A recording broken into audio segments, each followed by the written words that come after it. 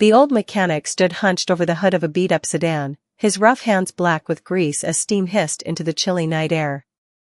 The highway stretched out dark and empty in both directions, the kind of lonely road where headlights were a rare sight. Beside the car, a woman in her late 60s shivered, her thin coat pulled tight around her shoulders. Her face was pale, her eyes darting nervously, like she was waiting for something, or someone. He didn't ask questions, he never did. He just kept working, the clank of his wrench the only sound breaking the silence. She murmured a quiet thank you, her voice shaky, and he grunted in reply, focused on the job. Hours later, the engine sputtered to life, and she climbed in, disappearing into the night with a flicker of taillights. He thought that was the end of it. But the next evening, as he sat alone in his dimly lit garage, the phone rang. He picked it up, wiping his hands on a rag, and a familiar voice crackled through the line. "You saved my life yesterday," she whispered, her words trembling like leaves in the wind. "But you don't know the half of it." The line went dead, and he stood there, staring at the receiver, his heart thumping hard in his chest. What had he stumbled into? The mechanic leaned back in his creaky chair, the faint hum of a heater buzzing in the corner of his small garage. He was a wiry man in his early 60s, with silver hair peeking out from under a faded cap and hands that told stories of decades spent twisting bolts and wrestling engines. Fixing cars was all he knew, simple, honest work that didn't ask for much talk. People around town called him gruff, maybe even cold, but he didn't mind. He liked his quiet life, the kind where days blended into each other without much fuss. That was, until the night before, when everything shifted. It had been late, the sky a deep black, when he spotted the car on the side of the highway. Its hood was up, a faint wisp of steam curling into the air. Most folks would have driven past, roads like that weren't safe to stop on after dark, but something tugged at him. Maybe it was the way the car sat there, helpless, or maybe it was just instinct. He pulled his old pickup over, grabbed his toolbox, and stepped out into the biting wind. That's when he saw her. She stood by the driver's side, a small figure wrapped in a coat too thin for the cold. Her hair was gray and messy, her face lined with worry. She looked at him like he was a ghost, her eyes wide and unsure. "You okay?" he asked, his voice rough from years of shouting over engines. She nodded quickly, too quickly, and mumbled something about the car breaking down. He didn't push. He just got to work, popping the hood and peering into the tangle of wires and metal. The radiator had blown a hose, nothing fancy, but enough to strand her. As he fiddled with it, she hovered nearby, shifting her weight from foot to foot. She didn't say much at first, just watched him with those nervous eyes. But then, maybe to fill the silence, she started talking.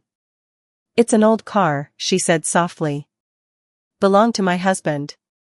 He loved it more than me, I think." Her laugh was short, brittle, like she hadn't meant to let it slip. He glanced up, catching a flicker of sadness in her face before she looked away. "Were you headed?" he asked, not because he cared much, but because it felt like the thing to say. "Just away," she replied, her voice dropping low. "Needed to get out of town for a bit." He nodded, figuring that was all he'd get.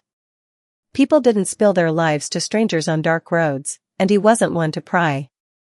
The wind picked up, rattling the trees along the highway, and he kept working. She stayed close, like she was afraid to wander too far from the car, or from him. Every now and then, she'd let something else slip. "Been a rough year," she said once, almost to herself. Another time, she mentioned a town a few hours north, a place he'd driven through once or twice. He didn't piece it together then, just filed it away in the back of his mind, the way he did with loose bolts or spare keys. But there was something in her tone, a weight he couldn't ignore, that stuck with him even after he patched the hose and poured in some coolant from his truck. When the engine finally coughed to life, he stepped back, wiping his hands on his jeans. "Should get you where you're going," he said. She looked at him, really looked at him, and for a second, he thought she might cry. "Thank you," she whispered, her voice thick. "You don't know what this means." He shrugged it off, uncomfortable with the gratitude, and watched as she climbed in. The car rumbled down the road, its taillights fading into the dark, and he stood there a moment longer, the cold seeping into his bones. He figured that was the end of it, a good deed done, a story finished. But as he drove home that night, her words echoed in his head. Rough year. Just away. That look in her eyes. He didn't know why it bothered him so much, but it did. And then the phone rang the next day, and everything changed. The mechanic tightened the last bolt on a rusty muffler, the clang of metal echoing through his garage. It was late the next night, and the place smelled of oil and coffee, the only things keeping him going after a long day. Outside, the wind howled, rattling the windows of the small shop he'd run for nearly 40 years. He liked the quiet of these hours, when the world slowed down and left him alone with his thoughts. But tonight, those thoughts kept circling back to her, the woman on the highway. He couldn't shake the image of her standing there, small and fragile against the vast, dark road. Or the way her voice cracked when she thanked him, like she was holding something back. The night before, out on that lonely stretch of asphalt, he'd worked under the hood for hours. The wind had been brutal, cutting through his old jacket and stinging his knuckles as he wrestled with the radiator hose. She'd stayed close, her arms crossed tight, watching him like he was her last hope. He wasn't much for small talk, but she seemed to need it, like the words were keeping her steady. This car's been through a lot, she'd said at one point, running a hand along its dented fender. Just like me. He'd grunted, not sure how to reply, and kept his eyes on the engine. But her words stuck with him, painting a picture of a life worn down by more than just miles. As he worked, she'd paced a little, her boots crunching on the gravel shoulder. The highway was dead, no cars, no lights, just the two of them and the whine of the wind. He'd asked her once if she had anyone to call, figuring a woman her age shouldn't be out there alone. She'd shaken her head quick, almost sharp. No one, she'd said, and the way she said it made him drop the subject. He didn't push, people had their reasons, and he'd learned long ago not to dig where he wasn't wanted. Still, every now and then, she'd let something slip. I used to live up north, she'd mumbled once, her breath fogging in the cold. Pretty place. Too many memories now. He'd nodded, filing it away, though he didn't know why it mattered. The fix wasn't easy. The hose was shot, and the radiator was leaking bad. He'd patched it best he could with what he had in his truck, a roll of duct tape, some spare coolant, and a clamp he'd fished out of his toolbox. She'd watched him the whole time, her eyes following every move, like she was afraid he'd give up. You're good at this, she'd said softly, almost surprised. He'd shrugged. Been doing it long enough.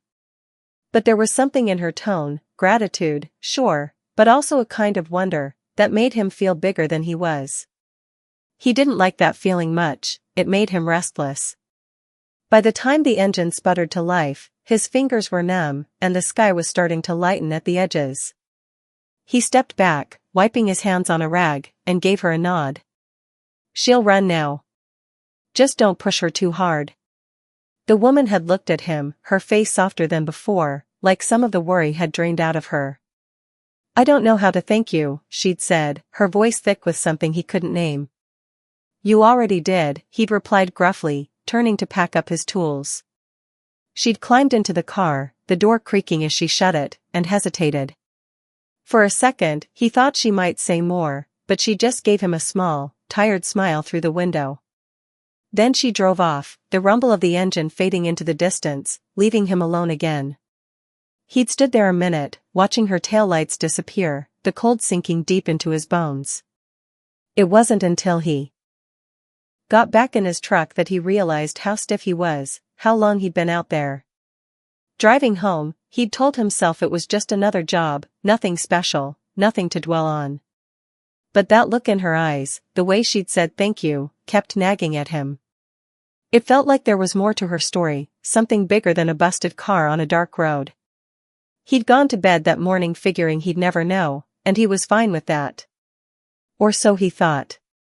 Then the phone rang the next day, and her shaky voice pulled him right back in. The mechanic sat on a worn stool in his garage, the phone still in his hand even though the call had ended minutes ago. The clock on the wall ticked past 6, its steady rhythm filling the quiet. Outside, the sky was turning a deep gray, the kind of dusk that made everything feel heavier. He stared at the grease-stained floor, replaying her words in his head. "You saved my life yesterday," she'd said, her voice trembling through the line. "But you don't know the half of it." Then, nothing, just a click and silence. He'd tried calling back, but the number was blocked, a dead end. His chest felt tight, like something was pressing down on it, and he didn't know why. All day, he'd gone through the motions, changing oil, patching tires, nodding at customers who rambled about their lives. It was the kind of routine that usually kept his mind steady, but not today. Every clank of a tool, every hum of an engine, brought him back to that dark highway. He could still see her standing there, small and shaky, her eyes darting like she was waiting for trouble to roll up behind her. He'd figured she was just scared of being stranded, but now? Now he wasn't so sure. What did she mean, something terrible? And why call him just to hang up? He set the phone down and rubbed his hands over his face, the rough skin catching on his stubble. The garage was his kingdom, for walls of concrete and steel where he could fix anything that rolled in. Cars made sense to him, people didn't. He'd spent his life keeping folks at arm's length, ever since his wife passed a decade ago. She'd been the talker, the one who pulled stories out of strangers like it was nothing. Him? He'd rather listen to an engine than a person any day. But this woman, with her quiet words and haunted look, had gotten under his skin. And that phone call, it was like a hook tugging him towards something he couldn't see. He stood up, his knees creaking, and paced over to the workbench. His tools were lined up neat, the way he liked them, but his mind was a mess. He kept hearing her voice, shaky but sure, like she'd been holding on to those words for hours before letting them out. "You stopped something terrible." What could a busted radiator have to do with that? He'd just fixed her car, sent her on her way. That was it. Or was it? He thought back to the night before, searching for anything he'd missed. She'd been nervous, yeah, but not just about the car. There'd been a moment, when he'd asked if she had anyone to call, when her face had tightened, like the question itself was a threat. He grabbed a rag and wiped down a wrench he didn't need to clean, just to keep his hands busy. The more he thought about it, the more it gnawed at him. She'd said thank you like it was a lifeline, not just manners. And that bit about her husband, the car being his, she'd laughed it off, but her eyes hadn't matched the sound. There was pain there, deep and old, the kind he recognized from his own mirror some mornings. He'd lost plenty in his life, his wife, his brother years before that, but he'd never run from it. She was running, though. He could feel it in his gut. The phone sat there on the counter, taunting him. He wanted to hear her voice again, to ask what she meant, but he had no way to reach her. All he had was a memory of her face, a few scattered words, and that call. He tossed the rag aside and leaned against the workbench, staring out the grimy window. The streetlights were flickering on, casting long shadows across the lot. He wasn't a man who chased mysteries, life had taught him to leave well enough alone, but this felt different. It wasn't just curiosity, it was something heavier, like responsibility. Like he'd stepped into her story without meaning to. He sighed, his breath fogging in the chilly air of the garage. Maybe she'd call again. Maybe she wouldn't. Either way, he couldn't sit still with it. He grabbed his jacket, the same one he'd worn on the highway, and headed for the door. He didn't know where he was going, not yet, but he couldn't shake the feeling that this wasn't over. That woman, whoever she was, had left a thread dangling, and he was starting to think he had to pull it. The mechanic climbed into his old pickup, the door groaning as he yanked it shut. The engine sputtered to life, a familiar rumble that usually calmed him, but not tonight. His hands gripped the wheel tight, knuckles white against the cracked leather.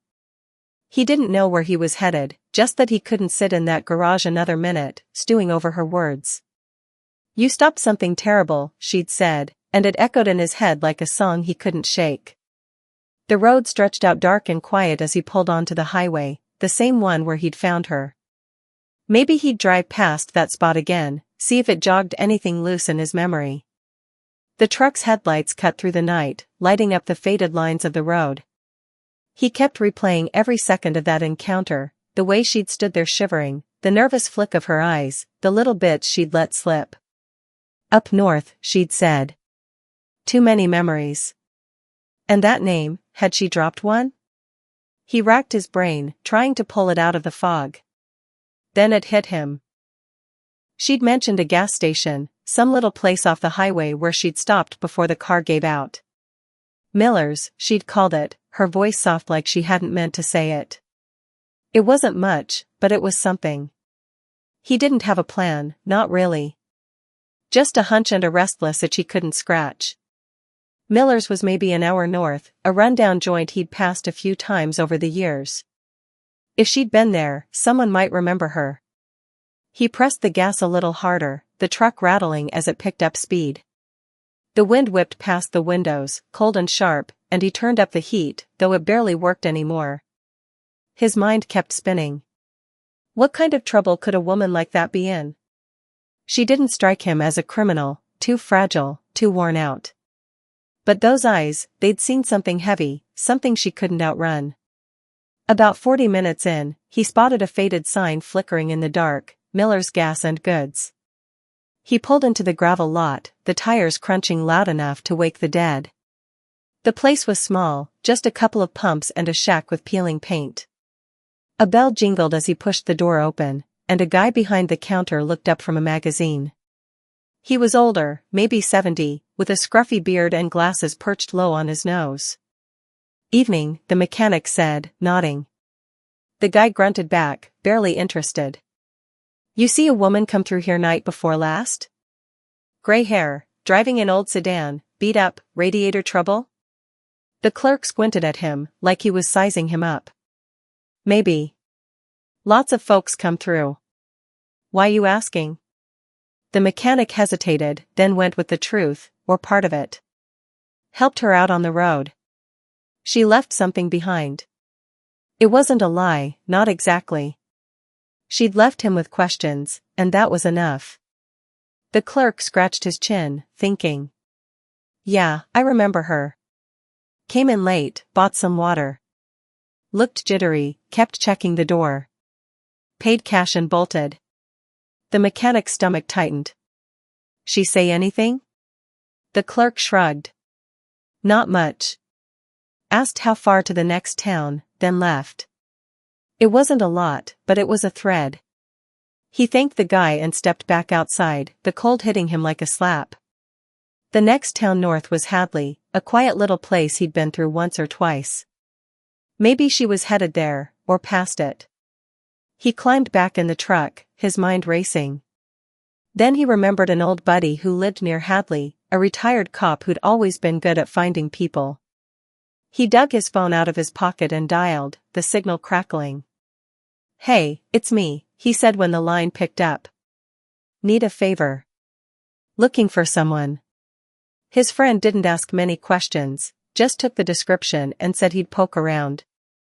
Might take a day, he warned. You sure she's worth it? The mechanic didn't answer right away. Was she? He didn't even know her name. But something about that call, that shaky thank you, wouldn't let him go. Yeah, he said finally. I'm sure. He hung up and sat there, the truck idling, the night pressing in. Whatever she was running from, he was in it now, whether he liked it or not. The mechanic drove through the night, the highway blurring into a ribbon of black under his headlights. Hadley wasn't far now, just a speck of a town nestled between hills, the kind of place where folks kept to themselves. His old buddy, the retired cop, had called back an hour ago with a lead. Found a woman matching your description, he'd said, voice gruff through the static. Lives on the edge of town, rundown place off Route 12. Keeps her curtains drawn tight. The mechanic had thanked him, hung up, and pointed the truck north. His gut churned with a mix of nerves and something else, hope, maybe, or just stubbornness. He needed answers, and this was his shot. The address wasn't hard to find. Route 12 wound past a few scattered houses, and there it was, a sagging little bungalow with chipped paint and a yard full of weeds. Her car, that beat-up sedan he'd patched together, sat crooked in the driveway, its hood still streaked with his handiwork. He pulled up slow, gravel crunching under his tires, and killed the engine. For a minute, he just sat there, staring at the house. A dim light glowed behind the curtains, flickering like she was moving inside. His hands tightened on the wheel. What was he even doing here? He wasn't a detective, not some hero, just a guy who fixed cars. But that call, her voice trembling through the phone, had dragged him this far. He couldn't turn back now. He climbed out, the cold biting at his ears, and walked up the cracked path to the door. His knock was loud, sharper than he'd meant, and he heard a shuffle inside. The curtain twitched, just a sliver, then the door creaked open. There she was, gray hair messy, eyes wide with that same nervous flicker he remembered. She froze when she saw him, her hand gripping the knob tight. "You," she whispered, like she couldn't believe it. "What are you doing here?" He shifted his weight, suddenly feeling out of place. "You called me," he said, his voice rough. "Said I stopped something terrible. I need to know what." She hesitated, glancing over her shoulder like someone might be listening. Then she stepped back, pulling the door wider. "Come in," she said quietly. "But keep it down." Inside, the place smelled of stale coffee and damp wood. The furniture was old, worn thin, and a single lamp cast shadows on the walls. She motioned to a chair, but he stayed standing, hands shoved in his pockets. She sank onto a couch, her fingers twisting together. "I didn't think you'd find me," she started, her voice shaky. "Didn't want you to. But you deserve to know." She took a deep breath, and it all came spilling out. Her husband had been gone a year, dead from a heart attack, she said, but it wasn't that simple. He'd been mixed up with bad. Had expected, and certainly not Dawson, who had once called James's work unmarketable. The crowd erupted in applause as the buyer's name was announced, a private collector with a reputation for seeking out the next big thing in the art world. The price was staggering, and Dawson couldn't help but feel a pang of discomfort in his chest. How had he missed this? How had he been so blind to the potential of such a masterpiece?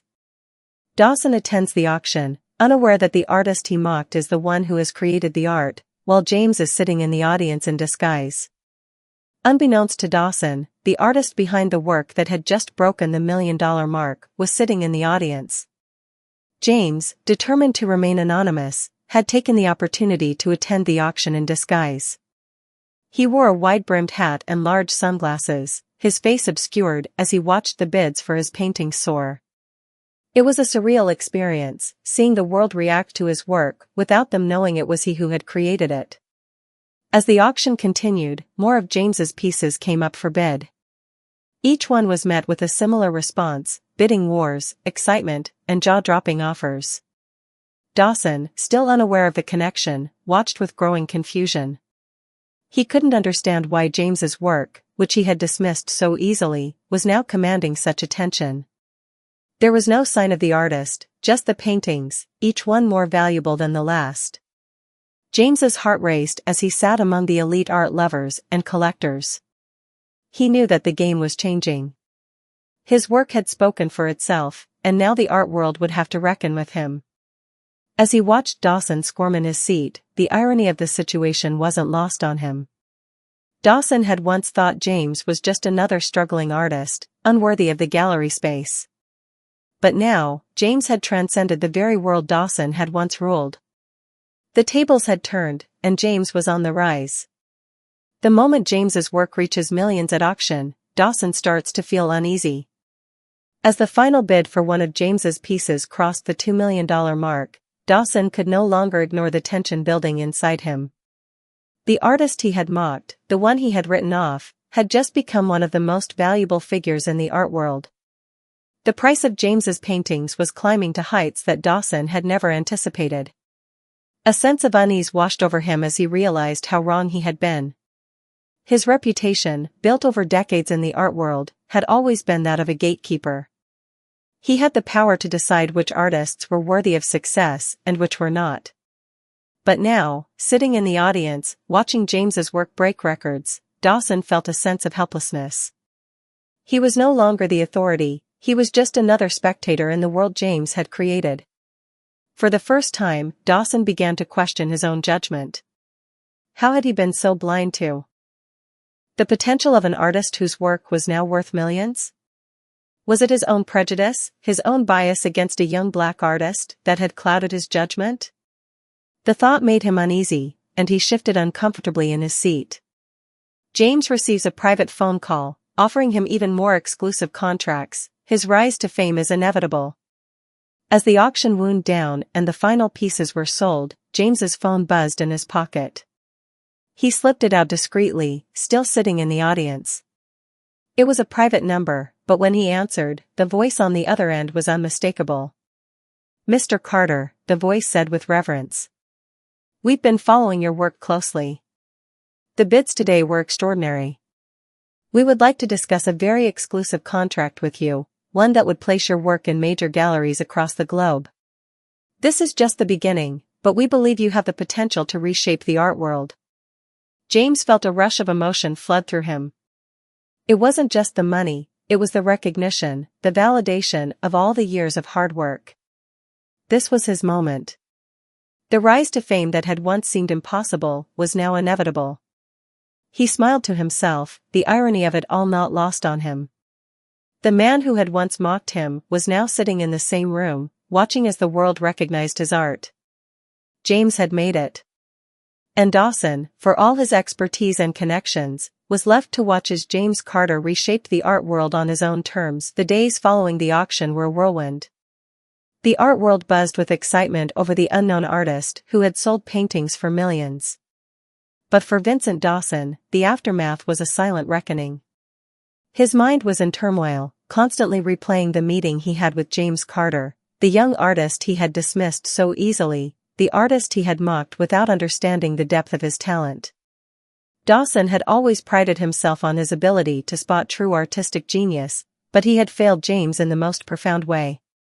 His own arrogance and bias had clouded his judgment. In the wake of the auction's success, Dawson tried to reach James. At first, it was just a few tentative phone calls, followed by a series of increasingly urgent emails. He apologized profusely, admitting his mistake and begging for a chance to make amends. But every message went unanswered. It became clear that James was uninterested in hearing from the man who had once belittled him. Dawson's desperation grew. He understood now that he had lost something far more valuable than a potential client. He had lost the opportunity to align himself with someone who was destined to reshape the art world. The thought of being left behind, irrelevant, gnawed at him. But despite his attempts, James was resolute in his silence.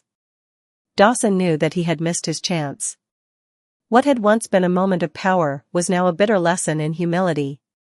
James wasn't coming back to him. Dawson's mistake was now permanent. James decides to visit the gallery to confront Dawson. For James, the events of the auction were just the beginning. The validation he had longed for had finally come, but he knew that there was more at stake here than just recognition. The art world was a place of power and influence, and he needed to take control of his future. Dawson had underestimated him, and now James was determined to show the man just how far he had come. It wasn't just about proving a point, it was about redefining the art world on his terms. James made a decision. He would go to Dawson's gallery, not to apologize, but to confront the man who had dismissed him so callously. He wanted Dawson to understand the true value of his work, not just as a commodity, but as a representation of a larger movement, a new way of thinking about art. James dressed carefully for the occasion, maintaining the same sense of anonymity he had so expertly crafted. He didn't want Dawson to recognize him right away, he wanted to observe the gallery owner from a distance. This meeting wasn't just about retribution, it was about control. James would decide when and how the truth came to light. Dawson, now desperate to reclaim James as a potential ally, unaware that James is already one of his highest-profile buyers. Meanwhile, Dawson was in a state of panic. He had heard rumors about James's growing influence in the art world, but he had no idea just how deep James's impact had already reached. What he didn't realize was that James had already become one of the most significant buyers at his gallery. Unbeknownst to Dawson, James had quietly been purchasing some of the most exclusive pieces in his collection, all under a different name. The irony wasn't lost on James, who saw Dawson's desperation to reclaim him as an opportunity to further shift the power dynamics. Dawson, aware only of James's anonymity, had no idea that the very artist he had once rejected was now in possession of several of his top works. His repeated attempts to reach out to James only further illustrated his desperation. But all the while, James was sitting back, watching as the gallery owner scrambled to salvage his reputation. Dawson thought he was looking for a way to gain back favor, not realizing that James had already surpassed him in influence. James kept a close eye on Dawson, knowing that it was only a matter of time before the gallery owner would realize who had been silently reshaping the market behind the scenes. The confrontation, James reveals his true identity. Dawson is stunned and unable to comprehend the turn of events. It wasn't until one particularly quiet afternoon that James made his move. He entered Dawson's gallery under the guise of a wealthy art collector, a persona he had carefully crafted. Dawson, who was in his office, caught sight of him and approached, eager to make a deal, still unaware of the truth. James smiled as Dawson greeted him, and for a moment, he played along, allowing the gallery owner to speak. Dawson, still trying to make up for his earlier misjudgment, was all smiles, trying to convince James that he had been wrong and would love to work with him. "Mr. Carter," Dawson said, extending a hand. "I've been trying to reach you for days. I've made a terrible mistake. I want to apologize for not recognizing your genius earlier. But it's not too late. We can still collaborate, still make this work." James took a deep breath, watching Dawson closely. Then, with a calmness that came from years of honing his ability to control the narrative, he revealed the truth. "You're right, Dawson," James said, his voice steady. "It's not too late. But you've been trying to reach someone who doesn't exist, not in the way you think. I'm not just another anonymous buyer. I'm the artist you rejected." Dawson froze. The words hit him like a punch to the gut. His eyes widened in shock, disbelief, and a dawning realization. The man standing before him, the one he had tried to appease with apologies and empty promises, was none other than James Carter, the very artist whose work he had once dismissed. Dawson struggled to comprehend the turn of events. He had no words. James allowed a moment of silence to hang in the air, watching Dawson's reaction carefully. The gallery owner's face shifted between confusion, shock, and humiliation. He was completely disoriented, unable to process the fact that the artist he had mocked was now standing in front of him, controlling the very game Dawson had once thought he ruled. James makes Dawson a business offer that completely shifts the power dynamic between them. The silence was deafening as Dawson struggled to recover. James, still calm and composed, decided it was time to turn the tables completely. He had not come to Dawson for apologies, he had come to seize control. "I've been watching you, Dawson," James said, his voice unwavering. "You made a mistake when you rejected me. But now, I'm offering you a chance to make it right. I want to buy a significant stake in your gallery. I want to help you reshape this industry, not by continuing the same elitist, narrow-minded approach you've always championed, but by opening doors to artists from all backgrounds." Dawson's mind raced. He couldn't believe what he was hearing. This was no longer just about redemption or reclaiming an artist, this was about losing control of the very industry he had spent his life building. But James wasn't finished. "You see, Dawson," James continued, "I don't need your approval anymore. I've already surpassed your gallery. But I'm offering you the chance to be a part of something bigger than just a profit-driven business. I'm offering you a chance to make real, lasting change in the art world. Or you can keep clinging to your outdated ways. But you'll do it without me." Dawson's realization of his own prejudice and short-sightedness, and James's redemption in the art world. Dawson finally understood the magnitude of his mistake. In his blind pursuit of money and prestige, He had failed to see the potential of an artist who was not just talented, but revolutionary. James had not only proven himself through his art, but now he was showing the art world, and Dawson himself, that true power came from recognizing talent beyond the confines of race, class, or status. Dawson felt a deep sense of shame, his old biases and prejudices laid bare before him. He had underestimated James, and in doing so, he had also underestimated the very nature of art itself. Art was not just a commodity, it was a living, breathing expression of human experience, and James was now its living embodiment. For James, this moment marked the beginning of a new chapter. He had triumphed not just over Dawson, but over the barriers that had once confined him. His redemption was not about wealth or fame, it was about claiming his rightful place in the art world and using his success to uplift other artists who had been overlooked for too long. Part 5: The New Art World Order. James's decision to purchase a significant stake in Dawson's gallery, turning the tables on the once dismissive gallery owner. James's offer to Dawson wasn't just a gesture of power, it was a declaration. He had moved from being a dismissed artist to being the driving force behind a new era in the art world. Dawson, though reluctantly, accepted James's terms. The sale of a significant stake in the gallery made James not only a key player in the gallery's operations, but also an influential figure in the industry. James's rise in the art world was swift and unstoppable. The changes he implemented were profound, more diverse voices were given the chance to thrive, and the gallery's focus shifted from profit-driven elitism to authenticity and inclusivity. His leadership was marked by a deep commitment to uplifting marginalized artists and challenging the very systems that had once kept them on the periphery. Dawson's growing realization that he's not only lost James's respect, but is now under his influence in the art world. As James's influence grew, Dawson found himself in a new, uncomfortable position. Once the gatekeeper of the art world, he was now forced to acknowledge that he was under James's shadow. He was no longer the one in control. He had been humbled, forced to learn humility from the very artist he had once dismissed. James becoming a powerful figure in the art industry, advocating for diverse voices and uplifting marginalized artists. James's success was not just about personal achievement, it was about shifting the culture of the art world itself.